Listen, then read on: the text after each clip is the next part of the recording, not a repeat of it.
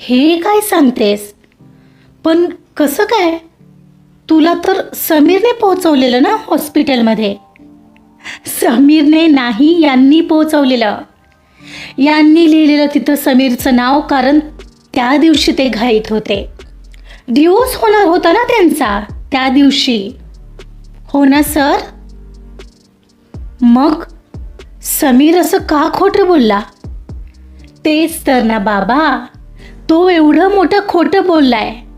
ते तर मला यांच्यासोबत बोलताना समजले आज ही गोष्ट.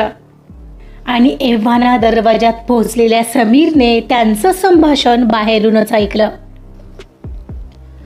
आपण ऐकत आहात अध्यायम या कथेचा पुढचा भाग सुरू करण्याआधी प्लीज माझ्या चॅनलला सबस्क्राईब करून घ्या आणि आधीचे पार्ट ऐकले असल्याची खात्री करून घ्या. चला सुरुवात करतीये अध्यायम भाग 72. How unbelievable. चक्क त्या ॲक्सिडेंटमध्ये मी वाचवलेली ती मुलगी, ती ही अक्षया आहे. मी तर विसरूनही गेलो होतो ती गोष्ट. पण काय होतं ते, तिनं चक्क मिठी मारली मला. मैत्रीण म्हणून मारली असेल का? हो, अर्थात तिची एंगेजमेंट झाली आहे समीरसोबत. आणि ती बोलली ना, तिला तू वाचवलंस म्हणून कदाचित ती ग्रेटफुल आहे. ओ, का समीरसोबत लग्न करते ती? तो कार ड्रायव्हिंग करत विचार करत होता. ती मात्र काचेतून बाहेर पाहत राहिलेली. समोरासमोर का नाही सांगत मला की नको करू लग्न समीरसोबत? कसे आहेत हे अर्जुन सर? तरीही मी लग्न तर मोडणारच आहे म्हणा. उद्या समीरची काही खैर नाही. एवढ्यात घर आलेलं त्याने कार थांबवली तशी ती कारमधून उतरली, पण तो मात्र तसाच बसून होता. सर, चला ना, इथपर्यंत आलाय तर घरात तर या. अगं कशाला, मी निघतो ना आता. तो म्हणाला तशी ती सरळ पलीकडच्या साईडला कारचं डोर उघडायला गेली. कारचं डोर उघडलं आणि त्याला हाताला धरून खाली उतरवला. सर, प्लीज मला माझ्या बाबांना ही गोष्ट सांगायची आहे. अगं पण एवढी काही गरज नाही त्याची. नाही कशी आहे तर? तुम्ही चला हो प्लीज, म्हणत त्याला ओढतच ती गेटमधून आत घेऊन निघाली. आणि मग मात्र त्याला आत जावंच लागलं तिच्यासोबत. खरं तर त्याने असं कोणासाठी काहीतरी केलेलं, त्याच्या बदल्यात काही हवं म्हणून नाही. आणि त्याला असं त्याचं क्रेडिट घेत स्वतःचं कौतुक वगैरे नको होतं. त्याला ओशाळल्यासारखं वाटत होतं. अक्षया प्लीज, अगं एवढं काही नाही आहे. ठीक आहे ना, तू आता ठीक आहेस, आणखी काय हवं? सर, तुम्हाला कळणार नाही तुम्ही काय केलंय. हा तुमचा मोठेपणा आहे, जे की तुम्ही त्याचं क्रेडिटही घेत नाही आहात. पण काही लोक असे आहेत जे दुसऱ्याच्या क्रेडिटवर आपला फायदा करून घेत आहेत. म्हणजे मी समजलो नाही. कळेल तुम्हाला लवकरच. बाबा, बाबा, बाहेर या जरा. कुठे आहात तुम्ही? ती बाबांना आवाज देतच आत घरामध्ये शिरली. अक्षू, तू आलीस? अगं काय, फोन का उचलत नव्हतीस? तो समीर पण करत होता तुला ना कॉल. बाबा बोलतच बाहेर आले, पण तिच्यासोबत अर्जुनला पाहून शांत झाले. हे हो बाबा, मी त्यांच्या घरी गेले होते. त्यांची तब्येत प्रचंड खराब होती. हाय फीवर होता. मला सुनीताने तसा कॉल केलेला. आता बरे आहेत ते. मी नकोच बोलले होते, पण तरीही मला सोडायला आलेत. अर्जुन सर, या ना तुम्ही, आत बसा. अक्षया, अगं खरंच गरज नाही याची. तुम्ही बसा, मी पाणी आणते, म्हणत ती आतही गेली. बाबांच्या चेहऱ्यावर थोडे नाराजीचे भाव होते. त्यांना बहुतेक आवडलं नव्हतं अक्षया अशी त्यांच्या घरी गेलेली. दोघात एक वेगळाच क्लॅश वाटत होता. अक्षया काहीच क्षणात पाणी घेऊन आली. सर, हे घ्या पाणी. थँक्स म्हणत त्याने पाणी घेतलं. अक्षू, पण अगं समीरला तसं बोलून निघायचं होतंस ना. तो काळजी करतोय तिकडे. त्याला असं का बोललीस की मला बरं नाही आहे? मघाशी फोन आलेला त्याचा आणि तू घरी नाही आहेस पाहून तो बहुतेक ऑफिसमधून निघालाय. बाबा, यावर आपण नंतर बोलू. आधी ऐका मला काय सांगायचंय. माझा ॲक्सिडेंट झाला तेव्हा मला त्या दिवशी ज्यांनी हॉस्पिटलमध्ये पोहोचवलेलं ना, ते हे अर्जुन सर आहेत. फक्त यांच्यामुळे तुमच्यासमोर आहे मी. हे काय सांगतेस? पण कसं काय? तुला तर समीरने पोहोचवलेलं ना हॉस्पिटलमध्ये. समीरने नाही, यांनी पोहोचवलेलं. यांनी लिहिलेलं तिथं समीरचं नाव, कारण त्या दिवशी ते घाईत होते. डिवोर्स होणार होता ना त्यांचा त्या दिवशी. हो ना सर? मग समीर असं का खोटं बोलला? तेच तर ना बाबा, तो एवढं मोठं खोटं बोललाय. ते तर मला यांच्यासोबत बोलताना समजले आज ही गोष्ट. आणि एव्हाना दरवाजात पोहोचलेल्या समीरने त्यांचं संभाषण बाहेरूनच ऐकलं. समीर खोटं बोलला याचा अर्थ मी समजलो नाही अक्षया, अर्जुनने विचारलं. सर, त्याने आम्हाला सांगितलं की त्याने वाचवलं मला आणि आम्हाला ते पटलं, कारण तिथं नाव समीर असं लिहिलेलं आणि आम्ही शोधत होतो त्या भल्या माणसाला ज्याने मला वाचवलं. हो ना बाबा? हो. खूप खूप धन्यवाद आपले. मी आयुष्यभर तुमचा ऋणी राहील. बाबा अगदी तटस्थपणे आणि औपचारिकपणे हात जोडून म्हणाले. माझे आभार नका मानू अंकल. मी बस माझं कर्तव्य केलं, जे आपण सर्वांनी करायला हवं जेव्हा कधी अशी परिस्थिती उद्भवते. काय माहीत, कोणाची तरी मुलगी वाचेल तर कोणाचं कोण. हो, बरोबर आहे तुमचं. पण मला एक कळत नाही, समीर असं खोटं का म्हणाला असेल? का? मला कळत नाही आहे. कदाचित त्याला फुशारकी मारायची असेल माझ्यासमोर. ठीक आहे ना, आता येऊ दे माझ्यासमोर, मग बघते मी त्याला, अक्षया म्हणत होती. आणि अर्जुन विचारात हरवलेला की त्याने असं का केलं असेल. पण अक्षू, मला हे खरंच खरं वाटत नाही आहे, बाबा म्हणाले. हो, पण हेच खरं आहे बाबा. माझ्यासाठी हे शॉकिंग आहे. मला नाही आवडलं समीर इतकं खोटं बोललाय. सर, मला सांगा, तुम्ही समीरला बोलला होतात का हे ॲक्सिडेंट आणि मला ॲडमिट करण्याबद्दल? अक्षया अर्जुनला विचारत होती. हो, ऑफकोर्स. माझी कारची सीट खराब झालेली तेव्हा त्यालाच कार घेऊन पाठवलेलं मी साफ करायला. आणि मग अर्थात हा इन्सिडंटही मी बोललो होतो. पण हे सगळं असं होईल असं वाटलं नव्हतं मला. जाऊ दे ना सर, काय फरक पडतो. सत्य कधी ना कधी तरी बाहेर येतंच. बहुतेक हे तो विसरलेला.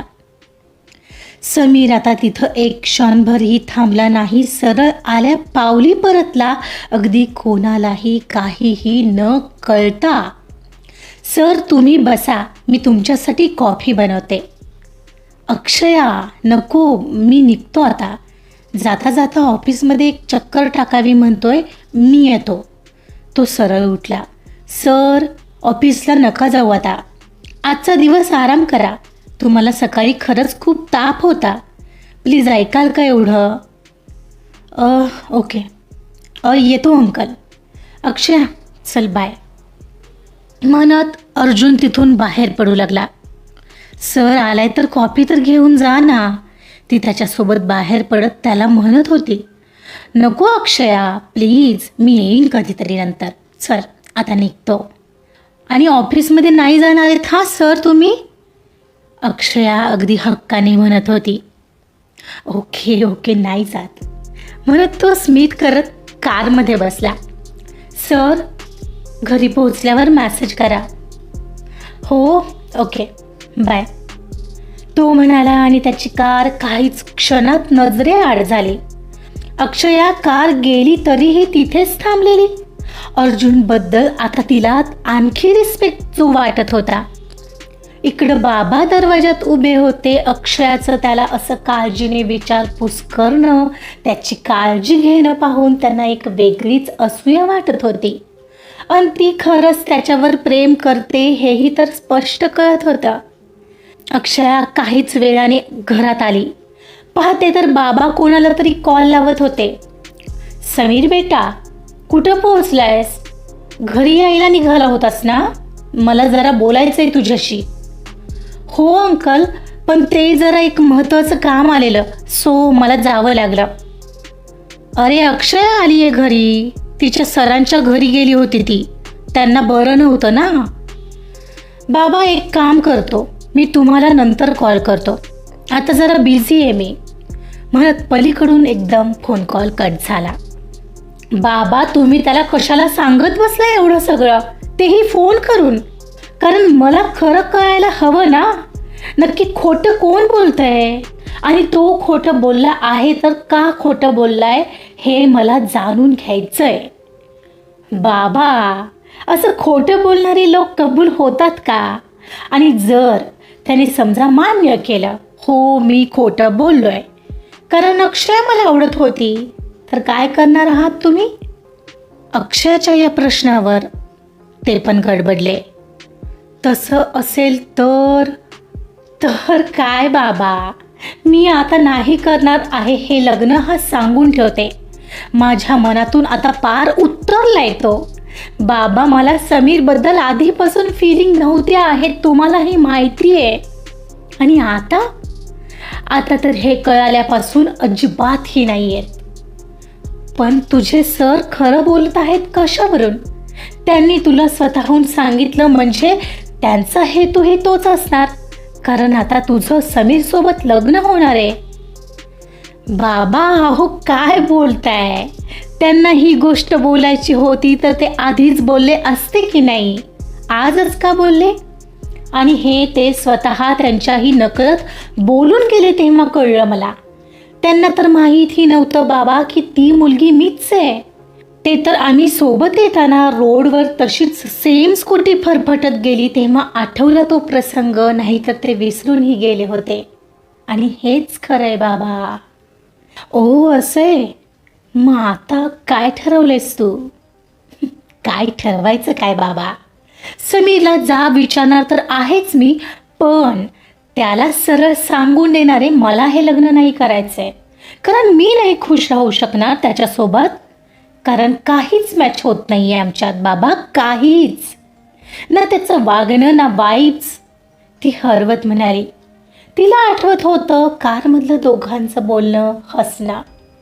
नाही ते ठीक आहे, समीरसोबत लग्न मोडते सक्षू, पण पुढं काय? तुझा विचार काय आहे की या डिवोर्स झालेल्या मुलाचा विचार करणार आहेस? डिवोर्स काय लावलंय बाबा? डिवोर्स होणं म्हणजे काय गुन्हा आहे का? मला एक्झॅक्टली माहीत नाही त्या दोघात काय झालंय, कधी आम्ही बोललोच नाही त्या विषयावर, पण म्हणून लगेच असं जज करणं चूक नाही का? हेच तर बोलतोय मी तुला. काहीतरी कारण असेल म्हणून पहिली गेली असेल ना त्याला सोडून. अक्षू अगं तुला अजूनही जग माहीत नाही. सुरुवातीला सगळेच चांगले वागतात, पुढे जाऊन खरे रंग समोर येतात. हा सुद्धा तुला समोर चांगलेच भासवत असेल तर काय? आणि तो का खरं सांगेल की पहिली बायको का सोडून गेली? बाबा काय बोलताय? आणि हे समीरसोबत घडलं असतं तर काय करणार होता बाबा तुम्ही? तो आत्ताही हळूहळू रंग दाखवतोयच की त्याचे, तरीही मी तिथंच राहायचं असं असणार आहे का बाबा? आणि समजा त्यांच्याऐवजी जर माझाच डिवोर्स झाला असता तर काय बाबा? बाबा ऐका ना सर, तसे नाहीत अहो. डिवोर्स झाला म्हटलं की प्रत्येक वेळी मुलालाच दोष का दिला जावा? कधीतरी त्याच्यासोबत राहणाऱ्या बाईचीही चूक असू शकतेच की. म्हणजे तुला त्याच्याशी लग्न करायचंय तर, तुझं ठरलंय तर मग काय बोलणार मी? ते एकदम सोफ्यावर जाऊन बसली तशी ती त्यांच्या मागोमाग त्यांच्या बाजूला जाऊन बसली. तुम्ही एवढे असे का रिॲक्ट होत आहे बाबा? हो हे बघा, मला आवडतात ते ॲज अ ह्युमन बिईंग, ते खरंच खूप चांगले आहेत. आणि सगळ्यात जास्त महत्त्वाचं म्हणजे ते एकटेच बाबा. खूप स्ट्रगल केलं आहे त्यांनी. त्यांना अशा एखाद्या व्यक्तीच्या आयुष्यात गरज आहे जी त्यांना समजून घेईल, आणि ती व्यक्ती तू आहेस. म्हणजे बाबा तसं अजून काही मी ठरवलं नाही आहे. त्यासाठी त्यांनी बोलायला हवं ना, ते काय विचार करतात माझ्याबद्दल.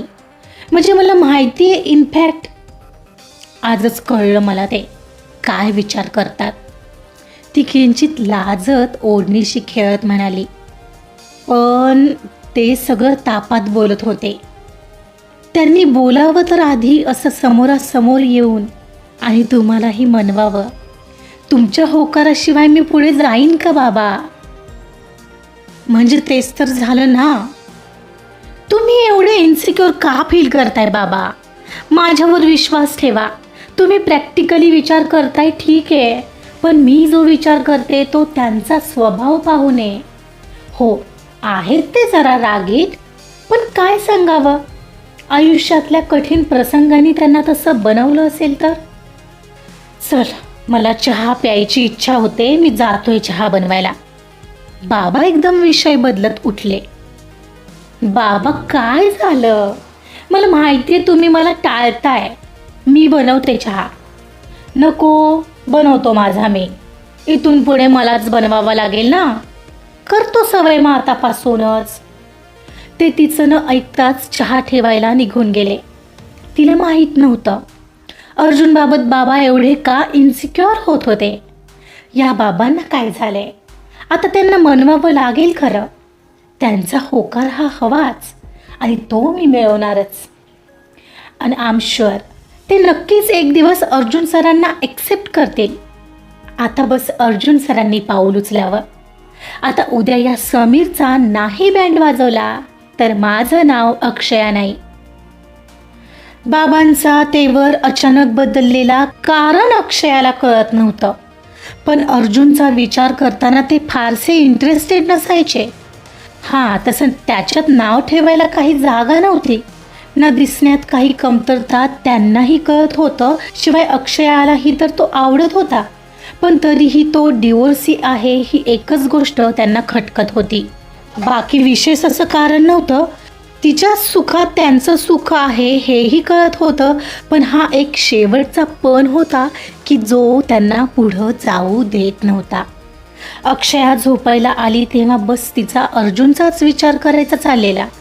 ती खुश होती कारण अर्जुनचा पर्स्पेक्टिव्ह तिला कळलेला, आणि त्यामुळे ती त्याची काळजी आपोआपच घेऊ लागलेली. आताही त्याला कॉल करून तो व्यवस्थित जेवला का, गोळ्या घेतल्या का, तिनं आठवणीनं विचारून घेतलेलं. आणि आता बेडवर येऊन पडलेली. तिच्या मनाची जागा आता अर्जुनची स्वप्न व्यापू लागलेली. बाबा तयार नव्हते तरीही त्याची चिंता तिला नव्हती. एक ना एक दिवस ते स्वतः हे नातं मान्य करणार हे तिला माहिती होतं, त्यामुळे ती खुश होती. आणि आता झोपण्याचा प्रयत्न करत होती तर अचानक तिला दुर्वाचा कॉल येऊ लागला. तिनं तो उचलला. हॅलो दुर्वा, बोल ना. चक्का आत्ता कॉल केलायस? अगं हो, आत्ता एअरपोर्टवर आहे, US निघते. म्हटलं थोडा वेळ आहे तर बोलून घ्यावं तुझ्याशी. आता बोलू शकतोय ना? हो बोल ना. सगळ्यात पहिलं म्हणजे थँक्यू सो मच अक्षया. अगं पण कशासाठी? कशासाठी म्हणजे अर्जुनला ॲक्सेप्ट करण्यासाठी आणि माझी मैत्रीण बनण्यासाठी. म्हणजे मी तुला आधीच मैत्रीण म्हणत आहे, तुला न विचारता, तुझ्यासमोर मैत्रीचा हात न करता. पण हो, वी आर फ्रेंड्स हा नाव. हो नक्कीच दुर्वा, मला आवडेल तुझ्याशी मैत्री करायला आणि अर्जुन सरांना जाणून घ्यायला. ती हसत म्हणाली. Thank you so much dear. तुला माहिती आहे माझी खूप इच्छा होती, अर्जुनला जी पण मुलगी आवडेल तो जिच्याशी लग्न करेल तिच्यासोबत मला छान मैत्री करायची होती. पण यार स्नेहा, त्याची पहिली बायको तुला माहीत असेलच, त्याचा डिवोर्स झालाय.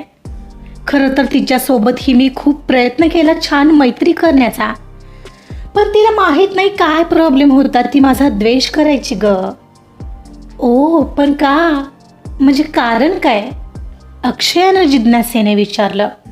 काय माहीत अगं, म्हणजे बघ, अर्जुन आणि मी तर बेस्टी आहोत, अगदी लहानपणापासून ओळखतो एकमेकांना. सो आमचं बॉन्डिंग तसं होतं ग आधीपासून. पण तिला बहुतेक आमची मैत्री खूप व्हायची. मी बिनधास्त आहे ग, पण माझ्या मनात काही नसतं. अर्जुनलाही माहिती आहे हे, पण तिला हे पटतच नव्हतं. तोही खूप समजावायचा प्रयत्न करायचा आणि मीही एक दोनदा केला होता, पण नाही यार, ते काही जमलंच नाही. पण आज काय सांगू, मला इतका आनंद झालाय. आय प्रॉमिस यू अक्षया, मी माझ्या बाजूने नेहमी क्लिअर असेन. माझ्यामुळे तुमच्यात कधीही प्रॉब्लेम होणार नाही, आय स्वेअर. हे Durva, I trust you. You don't need to explain. हो थँक्स, मला अगदी हेच बोलणं अपेक्षित होतं तुझ्याकडून. तुला माहिती आहे, जेव्हा मी तुमच्या ऑफिसमध्ये आले होते, जेव्हा अर्जुनचा बर्थडे होता, तेव्हा मी त्याच्या गळ्यात पडले, तेही तुझ्यासमोर. कसला चिडलेला तो माझ्यावर. हो ओ रिअली. अक्षयाला मात्र हसू आलं. हो तर काय, त्याला वाटलं तू काय विचार करशील. बघ, इतका विचार करतोय तो तुझा, आणि अजूनही खूप काही आहे सांगण्यासारखं त्याच्याबद्दल. मी सांगेन हळूहळू. पण काय ग, हे किती दिवस खेळ खेळणार आहात आता तुम्ही? तो बोलणार नाही आणि तू तर म्हणते आहेस त्यालाच बोलावं लागेल. त्याला इलाज नाही आहे, कारण माझे बाबा त्यांचा डिवोर्स झाला आहे, म्हणून थोडे यू अंडरस्टँड ना. ओ, याचा अर्थ तू त्यांनासुद्धा सांगितलं. आणि मी उद्या समीरलाही टाटा बाय बाय करणार आहे. ओ वाव, ये होई ना बात. नेक काम में देरी क्यों. तू काळजी करू नको. मग असं झालं तर मग अर्जुन स्वतः येऊन तुला प्रपोज करेन. फक्त त्याचं प्रपोजल कसं असेल हे मी नाही सांगू शकत. ती खूप हसत म्हणाली. ओहो, म्हणजे समजले नाही. म्हणजे तो खूप खराब प्रपोज करतो. तू पाहिलंस तर चक्कर येऊन पडशील. कारण अगं कॉलेजमध्ये केलं होतं ना त्याने एका मुलीला प्रपोज. फेल गेलं बिचारा. ओ, आणि मग स्नेहा. स्नेहा ते तर त्याच्या आईने आणलेलं स्थळ होतं. ती काकूंच्या मैत्रिणीची मुलगी होती. स्नेहा ॲक्च्युली कशी होती Durva? I am curious about. म्हणजे त्या दोघात असं काय झालं की गोष्टी घटस्फोटापर्यंत पोहोचल्या? I don't understand. कारण सर तर खूप केअरिंग वाटतात. तेच तर, तू बरोबर ओळखलंस त्याला. खूप केअरिंग येतो. आय टेल यू, ती त्याला ओळखायला कमी पडली. सतत त्याच्यावर अविश्वास दाखवणं, त्याला उठसूट बडबड करणं, त्याला समजूनच घेत नसायची ती. मग त्याचीही चिडचिड व्हायची. तशा सांगण्यासारख्या खूप जास्ती गोष्टी आहेत तिच्याबद्दल, पण काय आहे ज्या एकदम सांगू शकत नाही आहे, कारण माझ्याकडं वेळ कमी आहे. मला वेळ मिळाला की मी तिकडं गेल्यावर नक्की कॉल करेन तुला, तेव्हा बोलू आपण यावर. चालेल? Okay, no problem. Happy and safe journey. Thank you so much. It's all. मी ठेवते हां आता. करेन असाच निवांत फोन. आणि लवकरच बोलून घ्या तुम्ही. मी त्यालाही बोलून घालते ही गोष्ट त्याच्या डोक्यात, तुला प्रपोज करायची. बघू काय होतंय. हो ठीक आहे, बाय बाय. म्हणून तिनं फोन ठेवला. नक्कीच स्नेहामध्येच काहीतरी प्रॉब्लेम असणार, अर्जुन सरांमध्ये नाही. बाबांनाही एक दिवस पटवून देईनच मी हे, ती मनाशी ठरवत होती. आणि अखेर दुसऱ्या दिवशी ती ऑफिसमध्ये पोहोचली. अक्षया ऑफिसमध्ये पोहोचली तेव्हा वातावरण नेहमीसारखं व्यस्त होतं. अवनी टूर्स अँड ट्रॅव्हलच्या टीममध्ये नेहमीसारखा उत्साह होता, पण अक्षया आज काहीशी शांत होती. तिच्या मनात बाबांचा बदललेला दृष्टिकोन आणि अर्जुनबद्दलची त्यांची मनातली अस्वस्थता तर होतीच, पण समीरला भेटूनही तर काही गोष्टी क्लिअर करायच्या होत्या. ती आपल्या जागेवर बसली आणि कामाला लागली. अर्जुनने तयार केलेल्या नवीन प्रोजेक्टवर सोशल मीडिया कॅम्पेनचं काम पूर्ण करायचं होतं, पण तिचं लक्ष आज काही लागत नव्हतं. समीर कधी एकदा ऑफिसला येतोय आणि त्याच्याशी सगळं क्लिअर करते असं तिला झालेलं. एक क्षणाला तिला समीर त्याच्या केबिनकडे जाताना दिसला आणि तो दिसताच ती लगोलग त्याच्या मागोमाग केबिनमध्ये आली. तो जाऊन त्याच्या खुर्चीवर सुद्धा बसला नव्हता. एवढ्यात ती डोर उघडून आत आली. ती आलेली पाहून तो थोडा चपापला.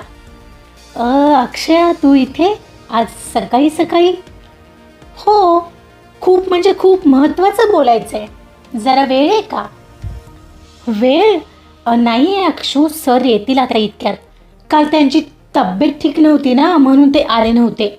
आता कालची काही पेंडिंग कामं करायची आहेत, आपण नंतर बोलूया का? तो असं बोलत होता जणू तिला काही माहीत नसावं, कारण त्याचा संशय काल खरा ठरलेला. ती अर्जुन सरांच्या घरी गेली होती ते. पण आता तसं काही बोलू शकत नव्हता तो. समीर, फार वेळ नाही घेणार आहे मी तुझा, ओके? फक्त मला एक सांग, खोटं का बोलला होतास तू माझ्याशी? खोटं? अगं काय बोलतेस? मी का खोटं बोलेन आणि कशाबद्दल? समीर, खोटं बोलला आहेस तू.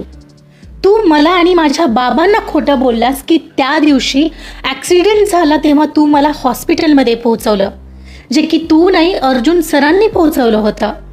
मग असं का केलंस तू? मला उत्तर हवं आहे. हे अक्षू, आय एम सॉरी. हो, मान्य आहे माझं चुकलं. मी बस ते मला तू हवी होतीस यार. अर्थात मला माहिती नव्हतं की ज्या मुलीला त्यांनी वाचवलं ती तूच आहेस. पण त्या दिवशी तुझ्या बाबांनी विचारलं, मग मीही अंदाजे दगड मारला, तर तो लागला. तुला फसवायचं असं काही नव्हतं यार. आणि यामध्ये मी काय फसवणार आहे? बस असं वाटलं की तू मला मिळणार असशील तर एका खोट्याने काय होणार आहे? तसंही श्रीकृष्ण म्हणतात, जर एखाद्या खोट्याने कोणाचं भलं होत असेल तर ते खोटं नसतं. आणि आपणही तर म्हणतोच ना की everything is fair in love and war. हवं तर मी तुझी माफी मागतो. I am so sorry. तो शांतपणे स्पष्टीकरण देत होता आणि अचानक येऊन तिच्या पुढ्यात बसला. खोटं हे खोटंच असतं ना पण समीर. आणि कोणाचं तरी भलं होत असेल तर खोटं नसतं ते तेव्हा जेव्हा ते आपल्या स्वतःबद्दल नसतं. तू तर यात स्वतःचा स्वार्थ पाहिलास. निदान नंतर तरी स्वतःहून येऊन तरी सांगायला हवं होतं की नाही की तो मी नव्हतो, सर होते. हे चूक नाही आहे का? ओके, मी माझी चूक मान्य करतो. हे अक्षया, प्लीज आता कळलं ना तुला, ठीक आहे ना? बट आपलं लग्न ठरलं आहे, एंगेजमेंट झाली आहे, सो म्हणून एवढ्या छोट्या गोष्टीवरून तू लगेच टोकाचा निर्णय नाही गाठणार आहेस, हो ना? हद्द आहे यार समीर. त्या दिवसापासून आजपर्यंत मी तुला हेच सांगत आले की मला तुझ्याबद्दल काहीही फिलिंग्स नाही आहेत. तरीही तू असा कसा बनलेला आहेस मला कळत नाही. मी नाही म्हणत की तू काहीच प्रयत्न केले नाहीस. तू प्रयत्न केले, पण I am not happy at all. कारण तू तो व्यक्तीच नाही आहेस जो मला हवा आहे. प्लीज समजून घे ना. अक्षू, प्लीज यार. तो आता बसलेला उठला. No please no but. माफ कर मला. मी नाही कंटिन्यू करू शकत हे नातं. घुसमट होते माझी. बट तू नाहीस. प्लीज ट्राय टू अंडरस्टँड आणि हे सगळं थांबव हा प्लीज. हेच आपल्यासाठी चांगलं असेल. कारण जबरदस्तीने केलेलं कोणतंही नातं कधीच टिकत नाही. आणि सर्वात महत्त्वाचं म्हणजे माझं दुसऱ्याच कोणावर तरी प्रेम आहे. अक्षया आता बोलून रिकामी झाली. दुसरा कोण असणार आहे तो? आय नो ना, ते अर्जुन सर आहेत, राईट? बरोबर बोलतोय ना मी? काल ही त्यांच्या घरी गेली होतीस, मला माहिती आहे. मीच मूर्ख. माझे 100% द्यायचा प्रयत्न करत होतो या नात्याला. बट त्या अर्जुनने काहीही भरवून दिलं असेल ना माझ्याबद्दल. मग आता तुला तोच आवडणार, बरोबर आहे ना? त्याचा आवाज एकदम वाढला. इतका की बस. समीर, ऑफिसमध्ये आहोत आपण. आवाज खाली ठेव. आणि त्यांनी मला काहीही भरवलेलं नाही आहे, समजलं? ती त्याला तेवढ्याच नरम आवाजात म्हणत होती. एवढ्यात तो तिच्यावर एकदम धावला आणि तिला बोट दाखवत म्हणाला, तू आवाज खाली ठेवायचास हा माझ्यासमोर? मी असलं काही खपवून घेत नसतो. लिमिटमध्ये राहायचं हा या समीर अधिकारी समोर.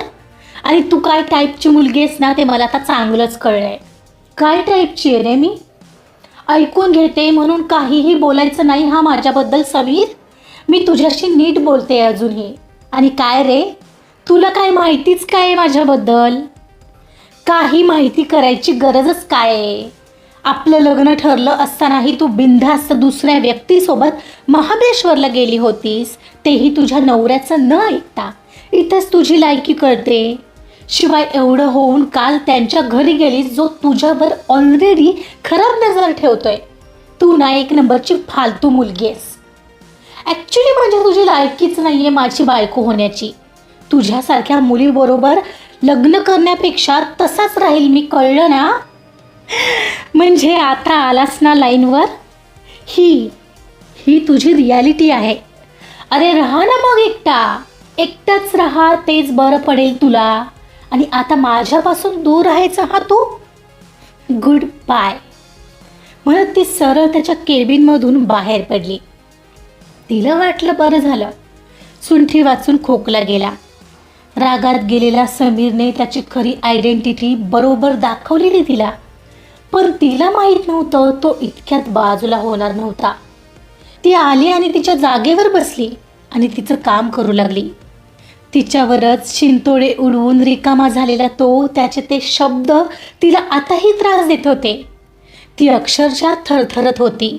आणि आता तर समीरने स्वतःच त्याचा सगळा मार्ग बंद करून टाकलेला तिच्याकडे येण्याचा. आजचा भाग इथंच संपलेला आहे. आजचा भाग कसा वाटला प्लीज आपल्या कॉमेंट्समधून नक्की कळवा. बघूया अक्षयाचे बाबा अर्जुनसाठी तयार कसे होतील. त्यासाठी ऐकत रहा अध्यायम. कथा आवडत असेल तर प्लीज लाईक करा, सबस्क्राईब करा आणि शेअर सुद्धा करा. Thank you so much.